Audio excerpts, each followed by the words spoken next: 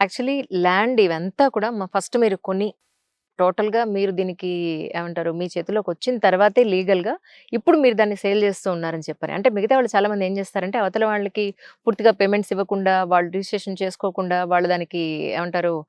Owner అవ్వకుండానే sale అనేది మొదలు పెడుతూ ఉంటారు. మీ దగ్గర అలా కాకుండా పూర్తి స్థాయిలో ట్రాన్స్‌పరెంట్‌గా జరుగుతుంది అని. ఇది ఎంతవరకు నిజం? యాక్చువల్‌గా ఏందంటే అండి, మొత్తం మా దగ్గరకొచ్చే క్లయింట్స్ వచ్చేసని హ్మ్. ఒక 5-6 ఇయర్స్ ఎర్న్ చేసుకున్న అమౌంట్ మా దగ్గర పెట్టేదానికి క్లయింట్స్ వస్తున్నారు మా దగ్గర. సో డెఫినెట్‌గా మా రెస్పాన్సిబిలిటీ ఏందంటే, ఒక్క టైటిల్ క్లియర్‌గా ఉన్నది మేమివ్వాలి 1.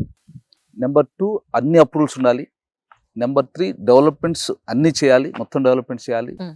అలానే కాకుండా టోటల్‌గా మేము వచ్చేసిని మేము ప్లాట్ సేల్ చేసిన తర్వాత, లేఅవుట్ మొత్తం మనం సేల్ చేసిన తర్వాత కూడా ఒక 7-10 years company will be maintain. That is a paid maintenance చేస్తున్నది. సో కాబట్టి మనకి ఏదైతే కస్టమర్స్‌కి ఏదైతే ఉన్నదో మా దగ్గర ఇన్వెస్ట్ చేస్తారో క్లయింట్స్, వాళ్ళకి డెఫినెట్‌లీగాను ఎక్కడ టైటిల్‌లో ప్రాబ్లమ్ ఉండదు. అప్రూవల్స్‌లో ప్రాబ్లమ్ ఉండదు. మెయింటెనెన్స్‌లో ప్రాబ్లమ్ ఉండదు. హ్మ్. క్లియర్ టైటిల్ ఎప్పుడు సేఫ్‌గా 100% సేఫ్‌గా వాళ్ళకి మా దగ్గర ఇన్వెస్ట్ చేసిన 100% సేఫ్ ఉంటుంది. అదేవిధంగా మన కస్టమర్స్ ఎవరైతే మా దగ్గర ప్లాట్స్ కొంటారో హ్మ్. వాళ్ళకందరూ కూడా నేమ్ బోర్డ్స్ సైట్‌లో హుహు. నేమ్ బోర్డ్స్ పెట్టడం జరుగుతుంది. బోర్డ్ వచ్చేసి ఏ ప్లాట్ ఓనరు, ఏ నేము అవన్నీ కూడా మొత్తం చేయడం జరుగుతుంది.